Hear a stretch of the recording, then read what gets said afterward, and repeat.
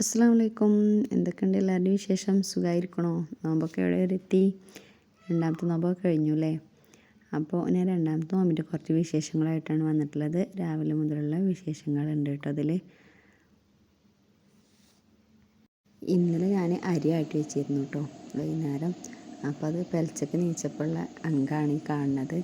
നന്നായി നിറച്ച് പൊന്തി. ഞാൻ ഇത്രക്കൊന്നും പൊന്തി വിചാരിച്ചിട്ടുണ്ടായിരുന്നില്ല. പിന്നെ അതൊക്കെ മാറ്റി വെച്ചു കേട്ടോ. പിന്നെ ഒന്ന് ഇത് പെലച്ച അത്താഴം കഴിഞ്ഞിട്ട് നീച്ചിട്ടുള്ള പരിപാടികളാണ്. മല്ലി പൊടിച്ചിട്ടുണ്ടായിരുന്നില്ല, അപ്പോൾ മല്ലി വറുക്കാനുണ്ടായിരുന്നു. അതിനൊപ്പം തന്നെ സമൂസ കൂടി കൂട്ടി വെച്ചു കേട്ടോ. രാവിലെ തന്നെ സമൂസ മടക്കി വെച്ചിട്ട് ഒരു ബോക്സിലാക്കിയിട്ട് ഫ്രിഡ്ജിൽ വെച്ചിട്ട് കടയിലേക്ക് പോകാമെന്ന് വിചാരിക്കണത്. അതിൻ്റെ ഒപ്പം മല്ലിയും വറുത്ത് വെച്ചു. മുളകും ഉണ്ടായിരുന്നു കേട്ടോ. മുളക് ഇപ്പോൾ വറുക്കാറില്ല, നല്ല വെയിലാണല്ലോ, അപ്പോൾ വറുക്കേണ്ട ആവശ്യമില്ല. അങ്ങനെ നേരെ കടയിൽ പോയി അവിടുത്തെ കുറച്ച് പണികളൊക്കെ കഴിഞ്ഞിട്ട് ഐഷാക്ക് ഇന്ന് പല്ല് വരയ്ക്കേണ്ട ദിവസമായിരുന്നു. അപ്പോൾ അവളെയും കൊണ്ട് പല്ല് വരയ്ക്കാൻ പോയി കേട്ടോ. ഷോപ്പിൻ്റെ അടുത്ത് തന്നെ ഒരു ഡെൻ്റൽ ക്ലിനിക്ക് ഉണ്ട് കേട്ടോ. അപ്പോൾ അവിടെയാണ് ഇപ്പോൾ അവളെ കാണിക്കാറ്. അവിടെ ആകുമ്പോൾ എനിക്ക് കൊണ്ടുപോകാനും സുഖമാണ്.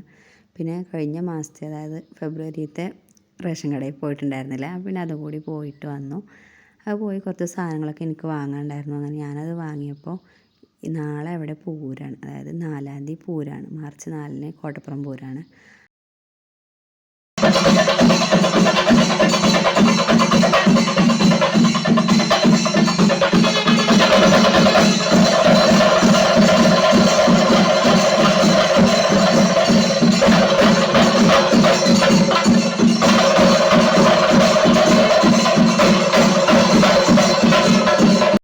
അങ്ങനെ ഞങ്ങൾ കടയിലെത്തിയിട്ടു. അപ്പോഴേക്കും അവളെ വേദന തുടങ്ങിയിട്ടുണ്ടായിരുന്നു. അതിൻ്റെ ഉള്ള അങ്കാണ്.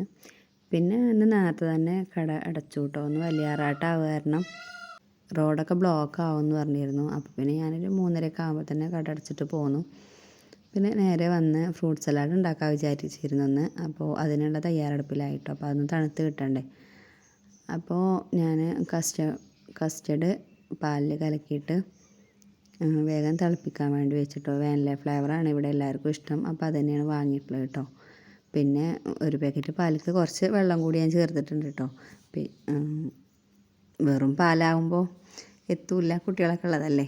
അപ്പോൾ അവർക്ക് ഇഷ്ടം പോലെ കുടിക്കണമെങ്കിൽ അല്ലെങ്കിൽ പിന്നെ 2 പാക്കറ്റ് പാലൊക്കെ വേണം. അതൊന്നും ഇപ്പോൾ നടക്കണ കാര്യമില്ലല്ലോ. അങ്ങനെ ഒരു 3 സ്പൂണ് പഞ്ചസാര കൂടി ഇട്ടു കേട്ടോ.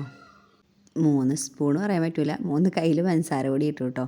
എന്നിട്ട് നന്നായിട്ട് കുറുക്കിയെടുത്തു. കൈ വിടാതെ ഇളക്കുക എന്നൊക്കെ പറയില്ലേ, അങ്ങനെ ഇളക്കി എടുക്കണം. ഇല്ലെങ്കിൽ പെട്ടെന്ന് കട്ടൊടിക്കണ സംഭവമാണ് ഈ കസ്റ്റർഡ് ഇട്ട് ഇളക്കുമ്പോൾ.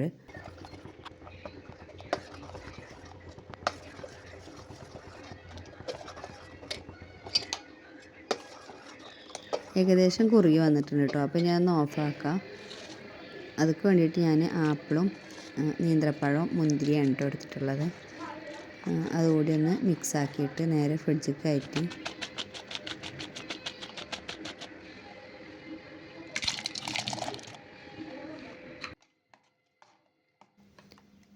ഈ പാല് ഞാൻ ഒരു വെള്ളത്തേക്ക് ഇറക്കി വെച്ചിട്ടുണ്ടായിരുന്നു കേട്ടോ. വലിയൊരു പാത്രത്തിൽ വെള്ളമാക്കിയിട്ട് അതൊന്ന് തണുത്ത് കിട്ടാൻ വേണ്ടിയിട്ട്. പിന്നെ ഫ്രൂട്ട്സ് കട്ട് ചെയ്ത് കഴിഞ്ഞപ്പോഴത്തേനൊക്കെ ഒന്ന് തണുത്തിരുന്നു. പിന്നെ അങ്ങനെ നേരെ അതുകൂടി മിക്സ് ചെയ്തിട്ട് ഫ്രിഡ്ജിൽ വെച്ചു.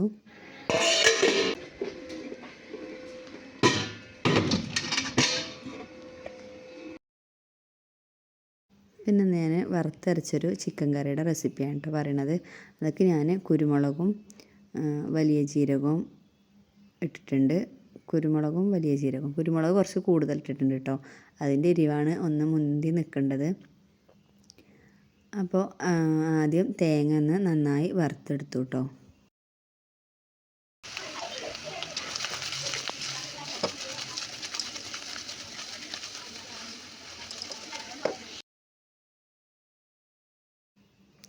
കുരുമുളകും വലിയ ജീരകവും പട്ടയും കറാമ്പൂടി ഇട്ടിട്ടുണ്ടായിരുന്നു കേട്ടോ. തേങ്ങയ്ക്ക് നേരത്തെ പറയാൻ മറന്നതാണ്. പിന്നെ ലാസ്റ്റ് നന്നായി ഒന്ന് മൂത്ത് വരുമ്പോൾ ഒരു 4 അണ്ടിപ്പരിപ്പ് കൂടി ഇട്ടിട്ട് നന്നായി വറുത്തെടുത്തു കേട്ടോ. പിന്നെ അതിന് വേണ്ടിയിട്ട് ഒരു 1.5 ഉള്ളി, 2 തക്കാളി, പിന്നെ മല്ലിച്ചപ്പ്, പുതിനയും ഇഞ്ചി വെളുത്തുള്ളി പേസ്റ്റും ഉരുളക്കിഴങ്ങും കൂടി ഇട്ടിട്ടുണ്ട് കേട്ടോ. എന്നിട്ടൊരു പാനിൽ എണ്ണ ഒഴിച്ചിട്ട് ഉലുവ പൊട്ടിക്കുക. അതിന് ശേഷം സവാള വഴറ്റി കൊടുക്കുക കേട്ടോ.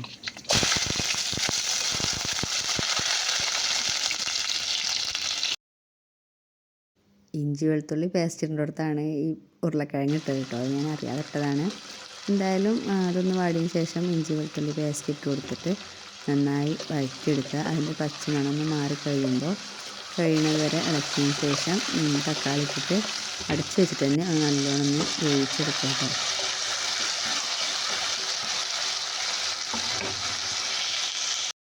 അങ്ങനെ എല്ലാം കൂടി കിടന്നിട്ട് നന്നായി വെന്ത് വന്നിട്ടുണ്ട്.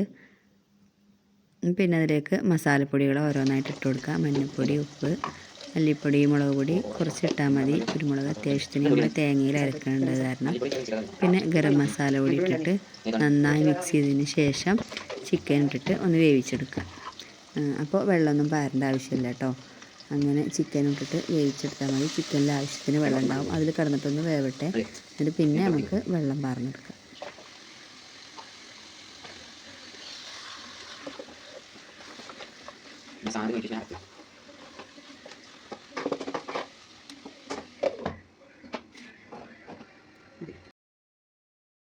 അപ്പോൾ അത് ഒരു ഗ്രേവി പോലെ വന്നിട്ടുണ്ട് കേട്ടോ. വെള്ളം ഇതുവരെ ഒഴിച്ചിട്ടുണ്ടാവില്ല. പിന്നെ ഞാനൊരു തുള്ളി വെള്ളം ഒഴിച്ചിട്ട് ഒന്നും കൂടി വേവിച്ചാൻ വേണ്ടി വെച്ചു. അപ്പുറത്തെ അടുപ്പിൽ നമ്മൾ സമൂസ ഉണ്ടാക്കാൻ വേണ്ടിയിട്ട് ഓയിൽ വെച്ചിട്ടുണ്ട് കേട്ടോ.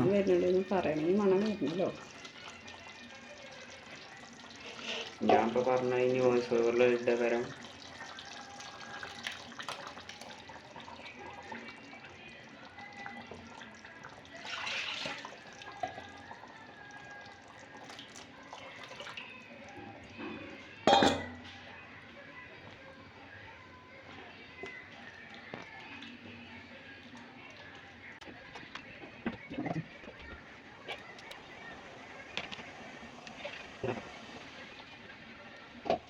അങ്ങനെ നമ്മൾ അരച്ച് വെച്ച തേങ്ങാപ്പാൽ ഒഴിച്ചു.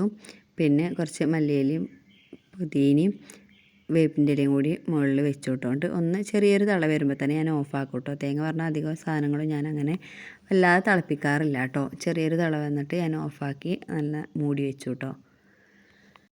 പിന്നെ നോമ്പ് കാലത്ത് നമ്മൾ കാര്യമായിട്ട് അടുക്കളയും പണികളും ഫുഡ് ഉണ്ടാക്കലും മാത്രമായിട്ട് ഇരിക്കാൻ പാടില്ല. റമദാനിൽ ഏറ്റവും പ്രാർത്ഥനയ്ക്ക് ഉത്തരം കിട്ടുന്ന 2 സമയം എന്ന് പറയുന്നത് നമ്മുടെ നോമ്പ് തുറക്കുള്ള തൊട്ട് മുമ്പുള്ള സമയവും അതുപോലെ അത്താഴം കഴിച്ചതിന് സുബഹി ബാങ്ക് കൊടുക്കുന്ന തൊട്ട് മുമ്പുള്ള സമയമാണെന്ന് ഞാൻ കേട്ടിട്ടുണ്ട് കേട്ടോ. അപ്പോൾ ആ ടൈമിലൊക്കെ നമ്മൾ മാക്സിമം ഒന്ന് വെറുതെ ഇരിക്കാനോ അല്ലെ സലാത്തോ അങ്ങനെയൊക്കെ ചെല്ലാനൊക്കെ നമ്മൾ ടൈം കണ്ടെത്തുകയാണെങ്കിൽ ഒന്നും കൂടി നന്നായിരിക്കും. അപ്പോൾ അങ്ങനെ ഞാൻ ദോശയാണെന്ന് ചുട്ടത്. അപ്പോൾ അത് ചൂടാതെ അത് നിസ്കാരമൊക്കെ കഴിഞ്ഞിട്ട് ചൂടാതെ വിചാരിച്ചിട്ട് ബാക്കി ഇങ്ങനെ പുറത്ത് വന്നിരുന്നു കേട്ടോ. ഇപ്പോൾ പുറത്ത് വന്ന് വെറുതെ ഇരിക്കാനും തോന്നില്ല അല്ലേ. നമ്മുടെ നാട്ടിൽ നടക്കുന്ന ഓരോ വാർത്തകളൊക്കെ കേട്ടിട്ടുണ്ടെങ്കിൽ ജീവിക്കണം എന്നുള്ള കൊതി തന്നെ നമ്മളുടെ അവസാനിക്കുകയാണ്. നമ്മൾ എന്തിനു വേണ്ടിയിട്ടാണ് ജീവിക്കണമെന്ന് പോലും നമുക്കറിയാത്തൊരു കാലഘട്ടത്തിൽ കൂടിയാണ് നമ്മളും നമ്മളെ മക്കളൊക്കെ ജീവിച്ചുകൊണ്ടിരിക്കുന്നത്. ഷഹബാസ് എന്ന പൊന്നുമോൻ്റെ ഖബറിടം വിശാലമായി കൊടുക്കാനും അവരുടെ കുടുംബത്തിന് സമാധാനവും ക്ഷമയും നൽകാനും വേണ്ടിയിട്ട് നമുക്ക് ആത്മാർത്ഥമായിട്ട് എല്ലാവർക്കും പ്രാർത്ഥിക്കാം. അല്ലാതെ ഇപ്പോൾ നമുക്കൊന്നും ചെയ്യാനൊന്നും പറ്റില്ല. നമ്മളെ മക്കളെ എല്ലാവരെയും കാത്ത് രക്ഷിക്കട്ടെ എന്ന് പ്രാർത്ഥിക്കാൻ മാത്രമേ നമുക്ക് കഴിയുള്ളൂ. അങ്ങനെയുള്ളൊരു കാലഘട്ടത്തിൽ കൂടിയാണ് ഇപ്പോൾ നമ്മൾ പോയിക്കൊണ്ടിരിക്കുന്നത്. നിയമം ഉണ്ടോയെന്ന് ചോദിച്ചാൽ ഉണ്ട്. എന്തിനുള്ളതാണെന്ന് ആർക്കും അറിയണില്ല. അങ്ങനെയുള്ളൊരു നിയമമായി മാറുകയാണ് നമ്മുടെ രാജ്യത്ത്.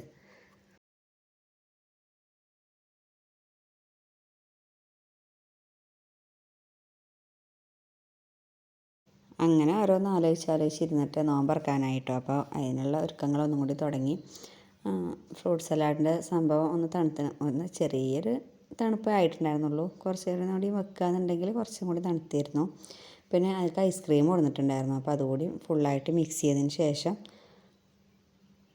അത് സെർവ് ചെയ്തു കേട്ടോ.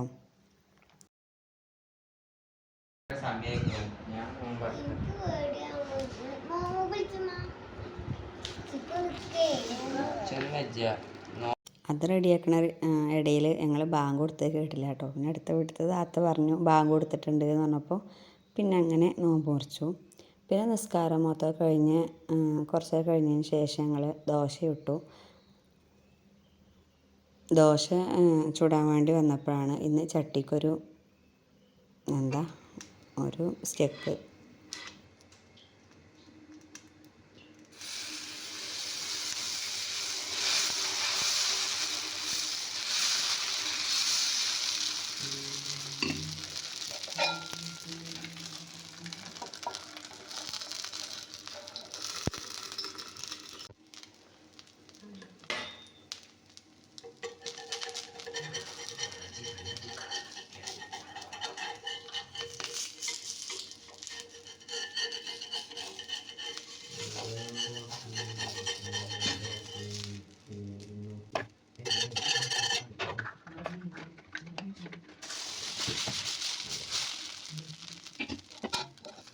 ഫസ്റ്റത്തെ ദോശ ആയതുകൊണ്ടാവും വിചാരിച്ചു കേട്ടോ ആദ്യം.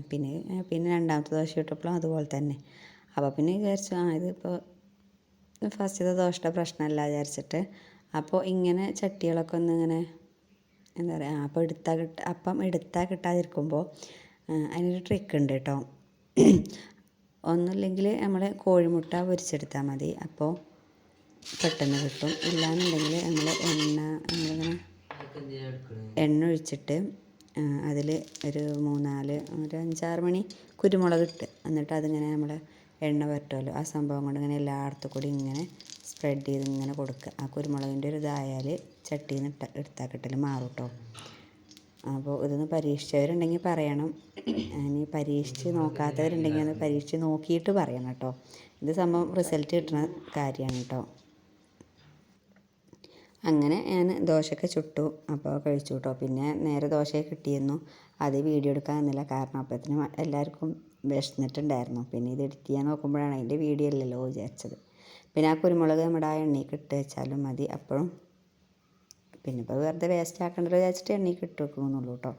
പിന്നെ അങ്ങനെ ഞാൻ ചായ കുടിച്ചു. ദോശ ആകുമ്പോൾ പിന്നെ ഓരോരുത്തർ ചുടുന്നത് കൊണ്ടുപോയി കഴിക്കും കേട്ടോ. അപ്പോൾ ഇത്രയൊക്കെയുള്ളൂ ഇന്നത്തെ വിശേഷങ്ങൾ. അപ്പോൾ ഇഷ്ടപ്പെട്ടിട്ടുണ്ടെങ്കിൽ ലൈക്ക് ചെയ്യുക, ഷെയർ ചെയ്യുക, അതുപോലെ തന്നെ എന്തുണ്ടെങ്കിലും ഒന്ന് കമൻറ്റ് ചെയ്യണം കേട്ടോ. പിന്നെ സബ്സ്ക്രൈബ് ചെയ്യാത്ത കൂട്ടുകാരുണ്ടെങ്കിൽ ഒന്ന് സബ്സ്ക്രൈബ് ചെയ്ത് സപ്പോർട്ട് ചെയ്യണം കേട്ടോ. താങ്ക്